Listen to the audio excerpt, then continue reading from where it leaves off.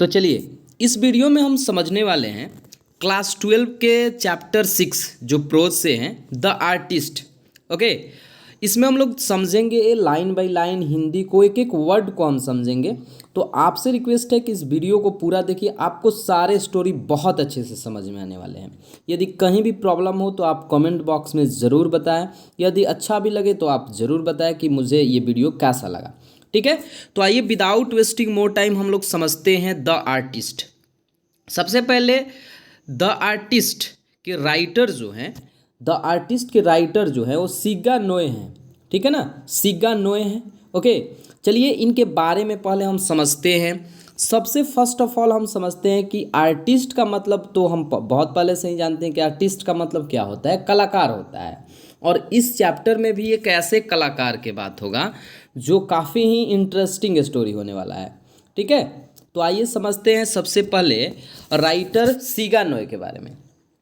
कह रहा है सिग्गा नोए 1883 टू 1971, यानी इनका जन्म हुआ था 1883 में, 1883 में इनका जन्म हुआ था। ये मरे कब थे? 1971 में। देखिए कोई भी राइटर हो उनका डेट ऑफ बर्थ मतलब जन्मती थी एंड वो कब मरे हैं, ये दो चीज़ें आपको बहुत ज़्यादा मतलब याद रखना है, क्योंकि ये हमेशा आपके एग्जामिनेशन में पूछा जाता है, ऑब्जेक्टिव में हमेशा पूछा जाता है। ओके माय डियर स्टूडेंट, ठीक है। तो इनका जन्म हुआ था 1883 में एंड मरे थे 1971 में। इज अ सेलिब्रेटेड जापानी short story writer of 20th century. ये कह रहा है कि इज अ सेलिब्रेटेड, एक एक वर्ड समझिए। सेलिब्रेटेड का मतलब होता है जानी माने, जाने माने, फेमस, ठीक है ना, प्रसिद्ध। जापानी short story writer, short story writer का मतलब होता है, शॉर्ट का मतलब छोटा, स्टोरी का मतलब कहानी और राइटर का मतलब लेखक, यानी छोटे कहानी लिखने वाले ये लेखक थे। और किस सेंचुरी के थे? तो 20th सेंचुरी के थे, 20वीं शताब्दी के ये, ठीक है ना, एक जापानी जाने माने, ठीक, शॉर्ट स्टोरी राइटर थे। He wrote very sensitively, sensitively का मतलब होता है संवेदनशीलता के साथ, ठीक है ना। ही रोट, उन्होंने लिखा बहुत संवेदनशीलता के साथ, अबाउट हिज पीपुल, अपने लोगों के बारे में, एंड देयर कल्चर, और उनके कल्चर के बारे में। कल्चर का मतलब होता है संस्कृति के बारे में, ठीक है ना। फिर से इस लाइन को समझते हैं। सिग्गा नोए और 20वीं शताब्दी के एक बहुत ही जाने माने जापानी शॉर्ट स्टोरी राइटर थे, ठीक है। He wrote very sensitively, he wrote, उन्होंने लिखा बहुत ही संवेदनशीलता के साथ अपने लोगों के बारे में और उनके कल्चर के बारे में, उनके संस्कृति के बारे में। ओके, अच्छा आगे समझते हैं। करें the artist, the artist unfurled before us the world of a talented Japanese boys. समझिएगा जरा सा, लाइन बाय लाइन समझिए। अनफ्यूर्ड का मतलब होता है खोलना, जैसे किसी भी चीज़ का पोल खोलना होता है ना, प्रकाश में लाना, ठीक है, रिवील करना। The artist before us the world of a talented जापानी बॉय। इस आर्टिस्ट चैप्टर में एक जापानी बॉयज़ के बारे में, उसके टैलेंट, टैलेंट का मतलब होता है उसके प्रतिभा के बारे में हम लोग समझेंगे कि उसके प्रतिभा को मतलब अनफ्यूर्ड किया गया है, ठीक है ना। बिफोर अस, हम लोगों के सामने प्रकाशित किया गया है, ठीक। Unfurled before us the world of a talented Japanese boys, मतलब जापान के लड़का को, उसके टैलेंट को हम लोगों के सामने प्रकाशित किया गया है कि उसमें कौन सा टैलेंट था। और इस चैप्टर में जब हम पढ़ेंगे तो समझ लेंगे कि उसका क्या टैलेंट था, ठीक है ना। अच्छा, जापानी बॉय सेबी, देखिए उसका नाम क्या था? सेबी उसका नाम था, ठीक है ना। उसका नाम सिवई था, सिवई भी पढ़ता है कोई, सेबी पढ़ता है, सिवई उसका नाम था, ठीक है ना। उसके मतलब जो भी उसमें टैलेंट था उसको इस चैप्टर में प्रकाशित किया गया है, उसको खोला गया है, ठीक है ना। अच्छा, it shows how the adult world, it shows, यह चैप्टर दिखाता है how the adult world often causes damage to such talents. बहुत ही सुंदर लाइन लिखा हुआ है, आप समझिए इसको। मतलब यह दिखाती है, यह चैप्टर दिखाती है कि कैसे एडल्ट वर्ल्ड, एडल्ट वर्ल्ड का मतलब होता है वयस्क दुनिया, ठीक है ना। यह वयस्क दुनिया ऑफेन का मतलब होता है अक्सर, ठीक है ना, अक्सर ऐसी प्रतिभाओं को नुकसान पहुंचाती है। सच टैलेंट का मतलब ऐसी प्रतिभाओं को नुकसान पहुंचाती है। देखिए कहने का अर्थ क्या है कि बहुत सारे ऐसे बच्चे होते हैं जो बनना चाहते हैं दूसरा चीज़, और मान लीजिए हम ही लोग का एग्जांपल लीजिए, हम ही लोग बनना चाहते हैं, मान लीजिए सपोज दैट क्रिकेटर, और हमारे माता पिता क्या चाहते हैं कि हम लोग बन जाए इंजीनियर, डॉक्टर, ठीक है। हम लोग का इंटरेस्टेड मान लीजिए क्रिकेट में है, फुटबॉल में है या दूसरा चीज़ में है, बट हमारे माता पिता चाहते हैं कि हम डॉक्टर बने, इंजीनियर बने, और यदि वो इंजीनियरिंग कॉलेज में हमारा नाम भी लिखा दे तो हम कहीं का नहीं रह जाते हैं, आपको भी पता होगा, ठीक है ना। क्योंकि जिस काम में किसी व्यक्ति का इंटरेस्ट मतलब यदि उस काम में होता है तभी जाकर वह सफल होता है, ठीक है ना। तो वहीं इस लाइन लिखा गया है कि यह चैप्टर क्या दिखाता है, how the adult world often causes damage to such talents, है ना। यह दिखाती है, यह चैप्टर बताता है कि कैसे यह वयस्क दुनिया अक्सर ऐसे प्रतिभाओं को नुकसान पहुंचाती है। इसलिए अगर बच्चे जो चाहते हैं उनके अकॉर्डिंग ही हम लोग को मतलब काम करना चाहिए। किसी भी माता पिता को यदि उस बच्चे का इंटरेस्ट दूसरे चीज़ में हो तो उसी में उसको छोड़ देना चाहिए, ठीक है ना। क्योंकि कोई भी काम इंटरेस्ट से किया हुआ ही सफल होता है वही बच्चा, ठीक है ना। तो आई होप कि ये क्लियर हो गया होगा कि सीगा नोए जिनका जन्म 1883 में हुआ था, मरे थे 1971 में। वो एक जाने माने जापानी शॉर्ट स्टोरी राइटर थे 20वीं शताब्दी के, ठीक है ना। ही रोट, फिर से समझ लेते हैं, he wrote very sensitively about his people. उन्होंने अपने लोगों के खिलाफ अपने लोगों के प्रति काफ़ी संवेदनशीलता के साथ लिखा, ठीक है ना। अच्छा, और उनके कल्चर के बारे में भी लिखा। और इस चैप्टर में एक टैलेंटेड बॉय जो जापान का है जिसका नाम है सिवई, उसके बारे में उसके जो टैलेंट होता है उसको प्रकाशित किया गया है, बताया गया है कि कैसे। और अगला लाइन है कि it shows how the adult world often causes damage to such talent. और ये भी इस चैप्टर में बताया गया है। इस चैप्टर से ये भी हमको सीखने को मिलता है कि यह वयस्क जो दुनिया है अक्सर ऐसी प्रतिभाओं को नुकसान पहुंचाती है। जो हम बनना चाहते हैं वो हमें नहीं बनने देता है। हमारे गार्जियन का भी उसमें हाथ होता है कि हम लोग बनना कुछ और चाहते हैं और वो सोचते हैं कि मेरा बेटा बहुत बड़ा इंजीनियर बने, डॉक्टर बने, ठीक है ना। तो आइए समझते हैं लाइन बाय लाइन इस चैप्टर को, ठीक है ना।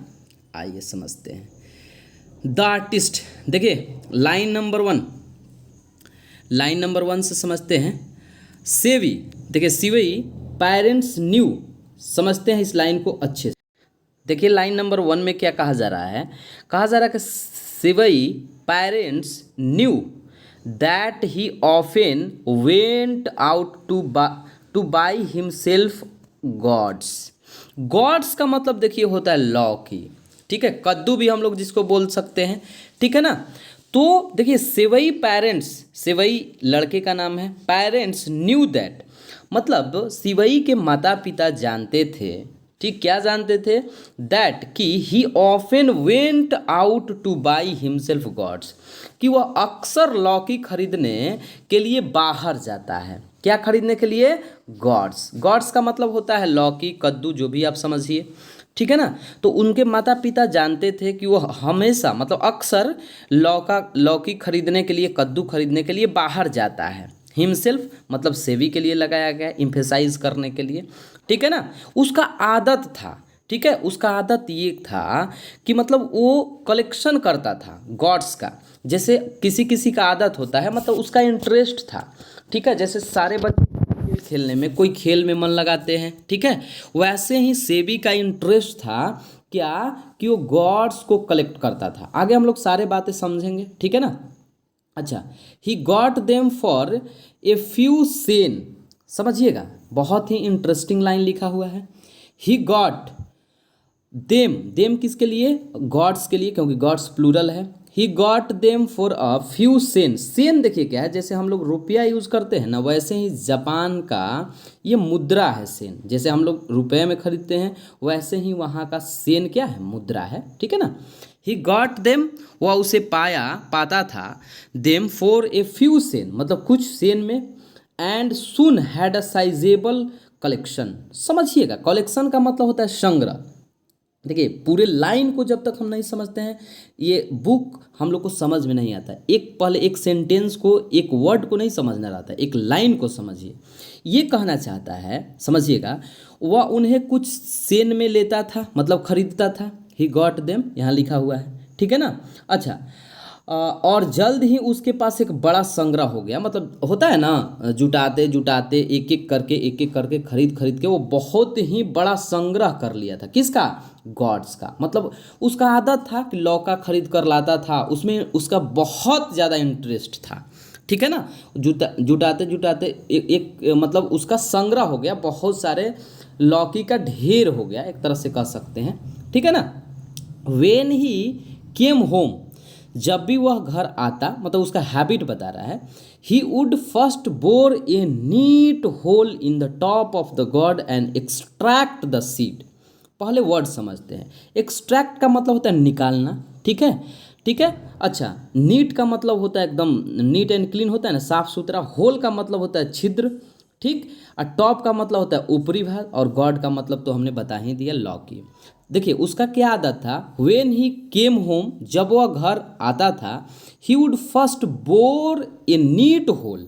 अच्छा समझिए क्या कह रहा है, जब वह घर आता था तो पहले वह सबसे पहले लौकी के ऊपर के एक साफ, ठीक है ना, सुराख बनाता था, मतलब उसमें होल करता था, ठीक है ना, साफ पूरी तरीक़ा से, ठीक। और उसके अंदर जो बीज रहता है, हम लोग भी समझते हैं कि लौकी के अंदर क्या रहता है, बीज रहता है, वो बीज को निकालता था। निकालता क्यों था बीज को, समझिएगा। नेक्स्ट आगे, मतलब उसके बाद ही अप्लाइड टी लिप्स, चाय के पत्तों का इस्तेमाल करता था। किस लिए इस्तेमाल करता था? To get rid of the unpleasant God smell. देखिए आ गया ना, समझिएगा, थोड़ा सा समझिएगा। यहाँ कह रहा है कि वो गॉड को लाता था और उसको क्या करता था, उसका आदत था कि उसमें मतलब ऊपरी भाग से मतलब क्या करता था, top of the gourd and extract the seed, hole करता था, छिद्र करता था, और छिद्र करके उसके अंदर के जितने भी बीज रहते थे उसको वो एक्सट्रैक्ट करता था, निकालता था। इसलिए निकालता था, समझिए नेक्स्ट लाइन में कह रहा है, next he applied tea leaves to get rid, next he applied get, देखिएगा, get rid of unpleasant God smell. समझिए गेट रीड ऑफ एक फ्रेज ही है, छुटकारा पाना। उसके बाद वो चाय के पत्तियों का इस्तेमाल करता था। क्यों करता था? ताकि उसमें से अनप्लीजेंट जो स्मेल है वो ना आए, ठीक है ना। मतलब उसको ऊपरी भाग से छिद्र करता था और उसके जितने भी बीज होते हैं ना उसको निकाल देता था, और निकाल कर उसमें चाय के पत्तों का यूज़ करता था ताकि वो बाद में स्मेल ना करे, ठीक है ना, दुर्गंध ना दे, एक तरह से कह सकते हैं, ठीक है। क्योंकि हम लोग भी ऐसे समझ सकते हैं प्रैक्टिकली कि यदि किसी भी वैसे चीज़ को, लौकी को बहुत दिनों तक रखा जाए तो उसके अंदर का जो बीज है वो सड़ जाएगा और स्मेल करने लगेगा। इसी के चलते, इसी से बचने के लिए, टू गेट रीड ऑफ, छुटकारा पाने के लिए वह चाय के पत्तों का यूज़ करता था, ठीक है ना, ताकि वो दुर्गंध ना दे। आई होप कि यहाँ तक क्लियर हो गया होगा। आगे देखिए, he then fetched the sack which he had saved up from the dregs in his father's cup and carefully polished the surface। देखिए सेक, सेक का मतलब थोड़ा सा समझिएगा। सेक मतलब होता है ना, वो जापानी कोई पीने वाला चीज़ होता है, चावल से बना जापानी पे, ठीक है। सेक का मतलब होता है जापानी पीने वाला कोई चीज़ होता है, स्पेशल जापान के लिए ही यूज किया गया है इसमें, ठीक है ना, ठीक है, पीने वाला चीज़ होता है। अच्छा समझते हैं आगे। He then fetched the sack which he had saved up from the dregs in his father's cup and carefully polished the surface। बहुत ही अच्छा लाइन ये लिखा गया है। कह रहा है कि इसके बाद वह क्या करता था, चावल से बनी, सेक का मतलब समझिएगा, चावल से बनी पेय पदार्थ, ठीक है ना, जापानी पेय को लेता था, और वो पेय जिसे उसके अपने मतलब पिताजी कप की गद्दियों में से बचाया होता था। कहने का मतलब उसके पिताजी ये पीने में यूज़ करते थे, और जो पीने में वो छोड़ देते थे उसके पिताजी ना, वो क्या करता था कि उसी चीज़ से, मतलब सेक से ही वो क्या करता था, देखिए यहाँ लिखा हो, केयरफुली पॉलिश्ड द सरफेस, मतलब सरफेस, वो जितने भी सरफेस होते थे, सरफेस का मतलब सतह, ठीक है ना, लौकी का जितना भी सतह होता था उसको पॉलिश करता था। क्या करता था, पॉलिश करता था, ठीक है ना। ड्रैग का मतलब होता है गाद, तल में जमा हुआ, ठीक है ना। तो समझिए उसके पिताजी जब शेक पीकर मतलब जो उसमें से छोड़ देते थे थोड़ा बहुत, उसी को लेकर और वो क्या करता था, पॉलिश करता था, ठीक है ना। क्या करता था, पॉलिश करता था, उसका आदत ही था, ठीक है। बहुत ही इंटरेस्टिंग है, आप एक एक लाइन को समझिए। अच्छा आगे देखते हैं। सेबी वॉज पैसिनेटली, देखिए पैशनेट, हम यदि किसी काम में पैशनेट होते हैं, पैशनेट का मतलब एक लाइन में समझिए, पैशनेट का मतलब होता है एकदम उत्साहपूर्वक किसी काम को करना, मन लगाकर, इंटरेस्टेड इन कह सकते हैं, ठीक है ना। She was passionately interested in gourds, देखिए आ गया बात ना, पैशनेटली, याद रखिएगा बहुत ही इंपॉर्टेंट वर्ड है। मतलब कहने का अर्थ है कि सिबई को कद्दुओं में गहरी दिलचस्पी थी, दिलचस्पी भी कह सकते हैं, बहुत ज़्यादा क्या था, उसको कद्दुओं में गहरी दिलचस्पी थी, ठीक। इंटरेस्ट का मतलब क्या होता है, दिलचस्पी होना किसी भी चीज़ में, और पैशनेट मतलब गहरा होता है, ठीक है ना। उसको बहुत ज़्यादा गहरा इंटरेस्ट था, ठीक है, किसमें, गॉड्स में, लॉकी में, ठीक। आइए अब देखते हैं। One day as he was strolling along the beach, beach का मतलब क्या होता है, समुद्र तट। स्ट्रॉलिंग का मतलब होता है चहल कचनी करते हुए, या आप कह सकते हैं कि धीरे धीरे घूमना, कहीं पर घूमते हुए।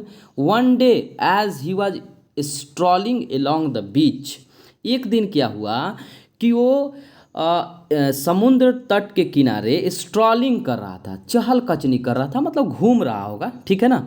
एब्जर्व्ड इन हिज फेवरेट सब्जेक्ट, एब्जर्व्ड इन का मतलब होता है खोया होना, किसी भी चीज़ में मान लीजिए जिसमें आपका इंटरेस्ट रहता है, ठीक है ना, उसमें वो क्या था, खोया हुआ था, फेवरेट सब्जेक्ट में, ठीक। He was startled by an, यहाँ एन लिखा हुआ है, एन अनयूजुअल साइट, समझिएगा जरा सा, बहुत ही इंपॉर्टेंट यहाँ लिखा हुआ है, मतलब वो अपने फेवरेट सब्जेक्ट में खोया हुआ था। ही was startled by an unusual site, देखिए अनयूजुअल का मतलब, यूजुअल का मतलब होता है समान, और अनयूजुअल का मतलब होता है असमान, ठीक है ना, ठीक है।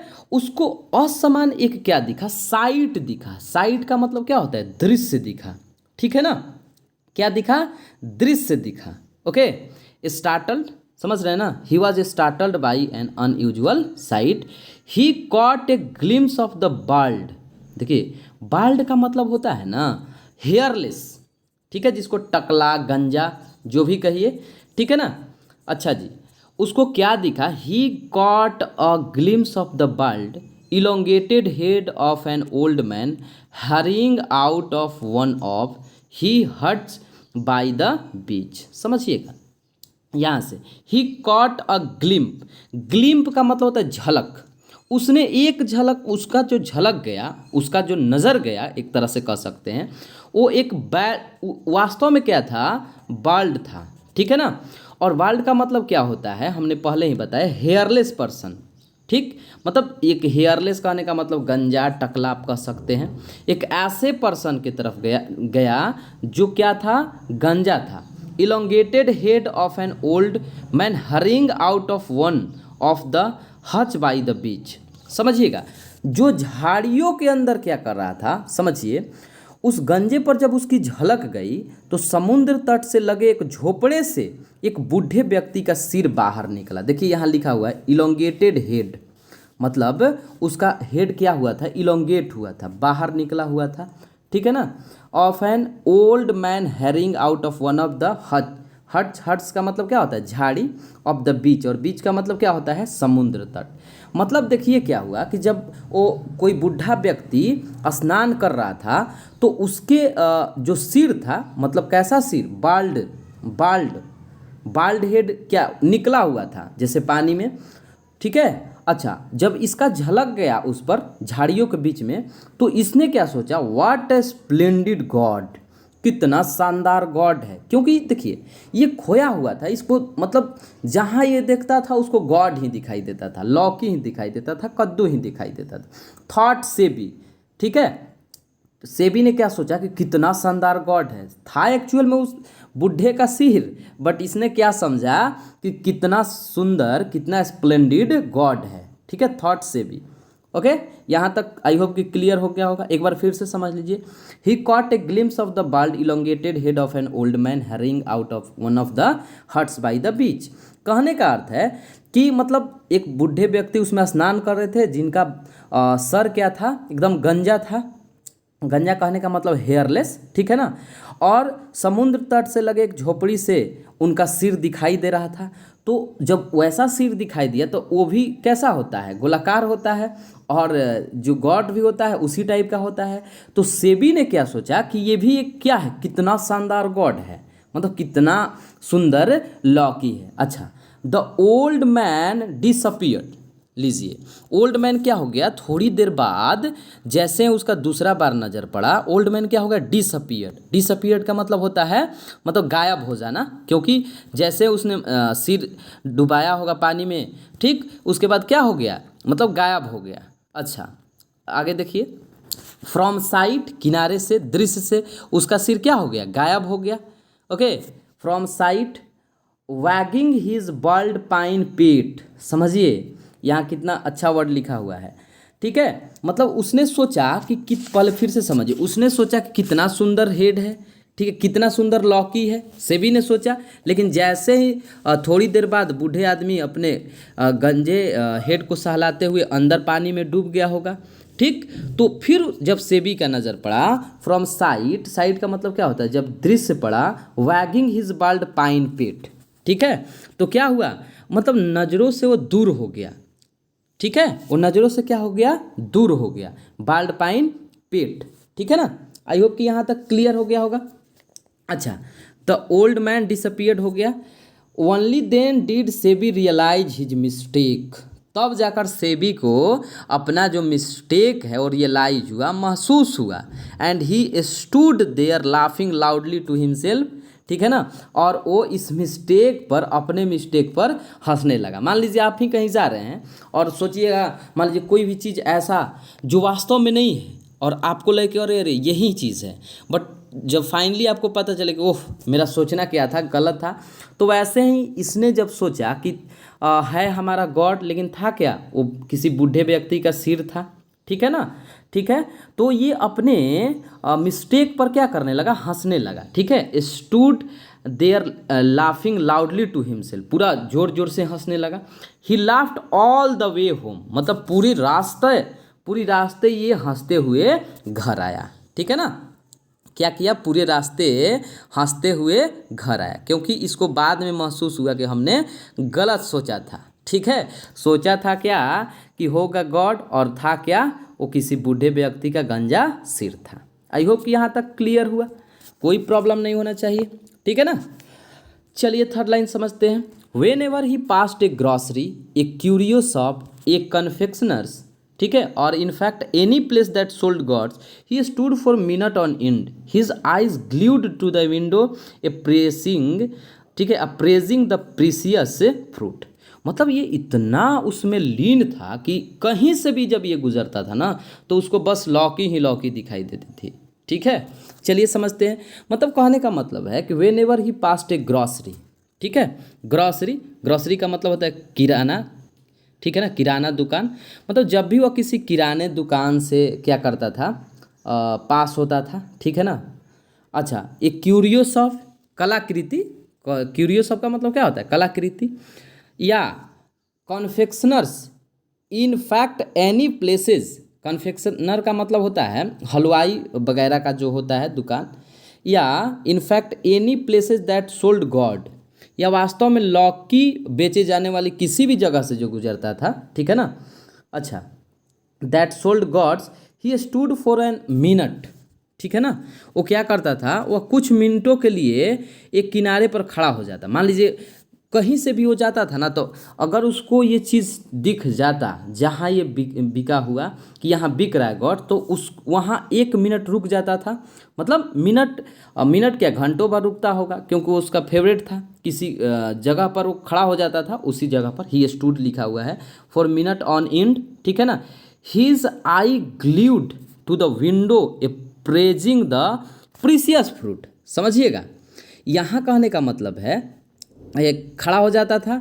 अच्छा, और उसकी आंखें कीमती फल को निहारते हुए खिड़की की तरफ टिकी रहती। कहने का अर्थ है, समझ, ओके। तो इस लाइन को फिर से समझते हैं। हिज आई ग्लूड, ग्लूड का मतलब होता है टिकना, to the window appraising the precious food.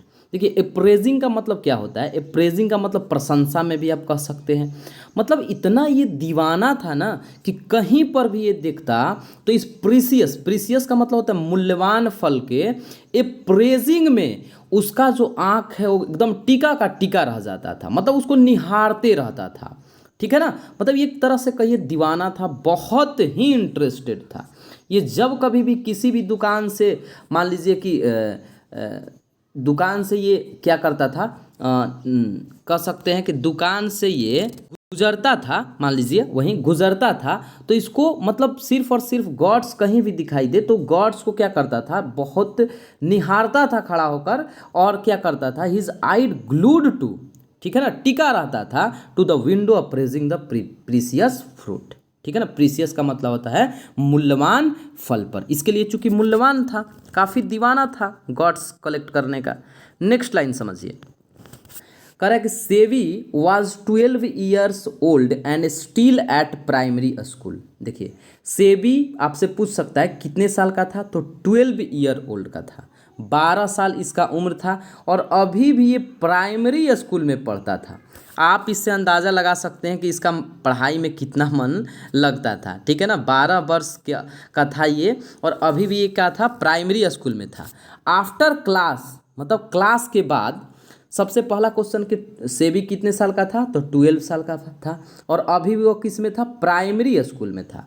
After class, class के बाद, instead of playing with the other children, instead, instead आप समझते हैं के बजाय, ठीक है ना, instead of playing with the other children मतलब दूसरे लड़कों के साथ खेलने के बजाय, he usually wandered about the town looking for gods. देखिए दूसरे बच्चा के खेलने के बजाय, जैसे दूसरे बच्चा के साथ खेलने के बजाय वह खेलता नहीं था, वह क्या करता था, वो चला जाता था कहाँ, ही यूजुअली सामान्यतः wandered about the town looking for God. Look for का मतलब होता है खोज में, ठीक है ना, वो मतलब इधर उधर भटकता था, कहाँ पर, टाउन में, अपने टाउन में, जापान के टाउन में, किसकी खोज में, गॉड्स की खोज में, लॉ की खोज में। मतलब सारे बच्चे खेलते थे, वो स्कूल के बाद सारे बच्चे खेलते थे, ये खेलने के बजाय ये क्या करता था, गॉड्स को खोजने के लिए अपने टाउन में निकल जाता था। आप समझ सकते हैं कि कितना दीवाना था, मतलब गॉड्स कलेक्ट करने का। ठीक है ना, आई होप कि यहाँ तक क्लियर हो गया होगा। अच्छा जी, आगे देखते हैं। Then in the evening he would sit cross legged in the corner of the living room. Living room का मतलब जिस रूम में ये रहता था, working on his newly acquired fruit. देखिए क्या कह रहा है कि शाम में, जैसे शाम में ये क्या करता था, then in the evening he would sit cross legged, पालथी मारकर कह सकते हैं। ठीक है, पालथी आदमी मारकर ये काम जब करता है तो पूरे मन से करता है, समझिएगा। Then in the evening he would sit cross legged in the corner. ठीक है ना, कॉर्नर का मतलब होता है कोना। जिस रूम में ये रहता था उस रूम के कोने में बैठकर working on his newly acquired fruit, वो किस पर काम करता था, इस लाइन को समझिएगा। जो फ्रूट अभी नया लाया है, पुराने वाले पर नहीं, जो जैसे जैसे वो नया लाकर जमा करता था, मान लीजिए आज लाया है ना, तो उसको शाम को बैठकर और उस पर काम करता था। और काम करता था इन द सेंस ऑफ उसके बीज को निकालता होगा, क्योंकि हम पहले पढ़ चुके हैं, और उसमें चाय के पत्ते डालता होगा ताकि वो दुर्गंध ना दे। ठीक है ना, हाँ चलिए आगे देखते हैं।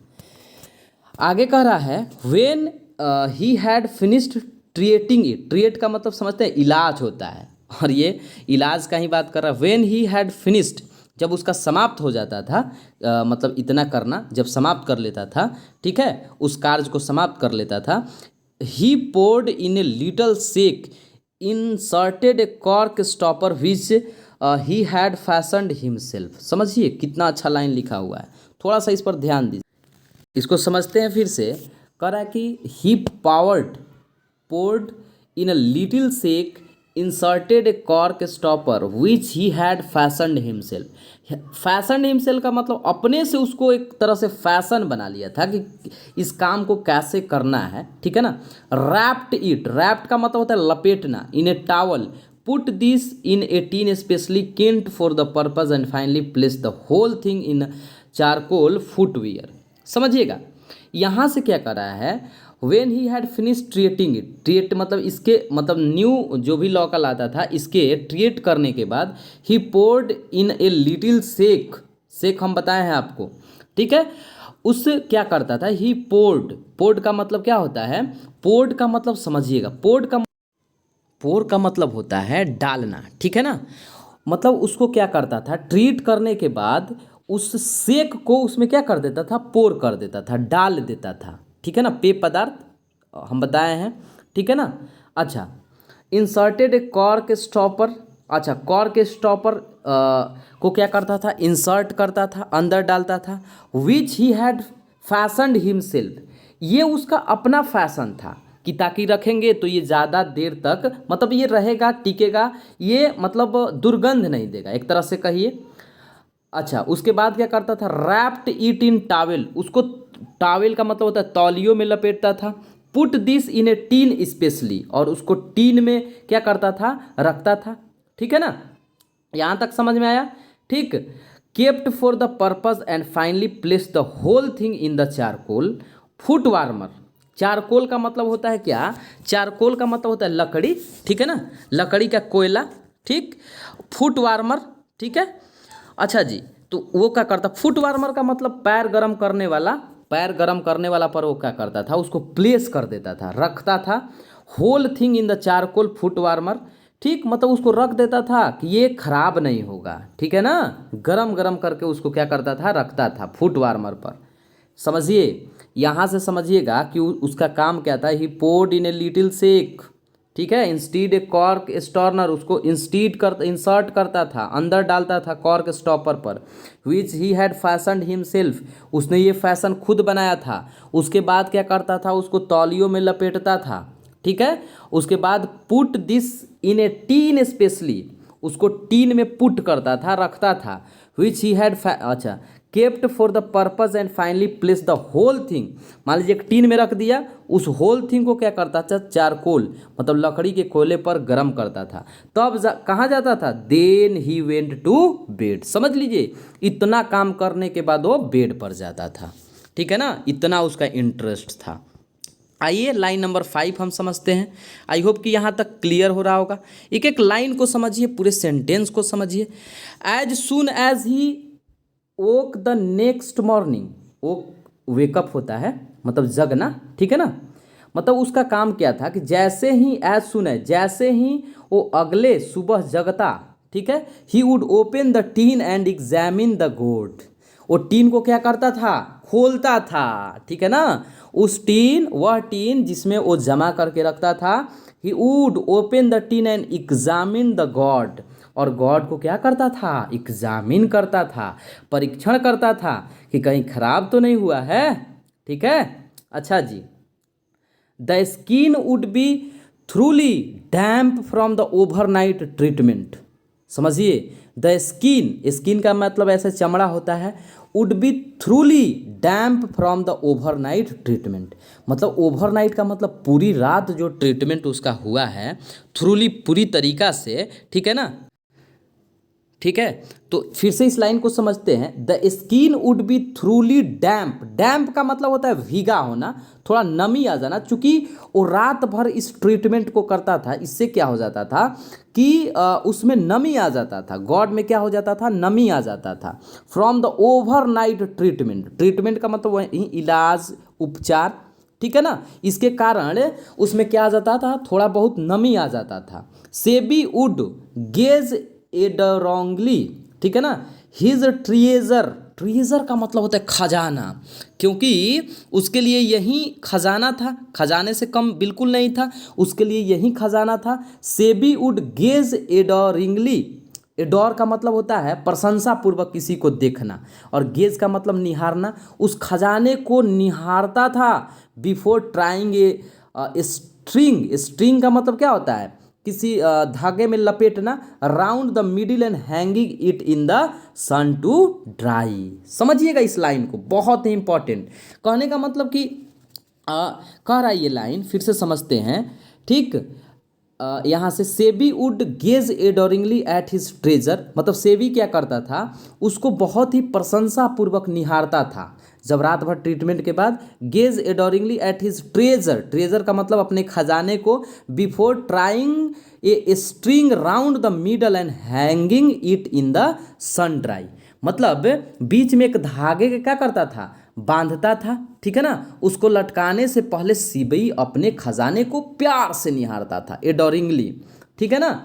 आगे कह रहा है then he set out for school, उसके बाद वो कहाँ जाता था, स्कूल में जाता था, ठीक है। मतलब क्या करता था, सेबी जैसे रात भर ट्रीटमेंट करता था, उसके बाद देखता कि ये भीग गया है, मतलब रात भर उस यहाँ हम जैसे हमने पढ़ा है कि फुट वार्मर पर रखने से थोड़ा सा उसमें डैम्प आ जाता है, नमी आ जाता है। उसके बाद Sebi would gaze adoringly at his treasure, मतलब उसको निहारता था बहुत ही प्यार से। किससे पहले, ट्राइंग ए स्ट्रिंग का मतलब क्या होता है, रस्सी में धागे में बांधता था और मतलब धूप में रख देता था, किस लिए, द सन टू ड्राई, सूखने के लिए, ठीक है ना। किसके लिए, सूखने के लिए। Then he set out for school, उसके बाद वो कहाँ चला जाता था, स्कूल चला जाता था, ठीक है। आई होप कि यहाँ तक क्लियर हो गया होगा। इसके बाद हम लोग देखेंगे नेक्स्ट सेशन में, ठीक है ना, चूँकि ये वीडियो लंबा हो जाएगा और जब लंबा हो जाता है कोई भी चीज़ तो इंटरेस्टेड नहीं लगता है, ठीक है। तो इसको देखकर बताइए कि आपको यहाँ तक समझ में आया कि नहीं। नेक्स्ट इसके वाला वीडियो बहुत ही जल्द हम अपलोड करने वाले हैं। चलिए, थैंक यू।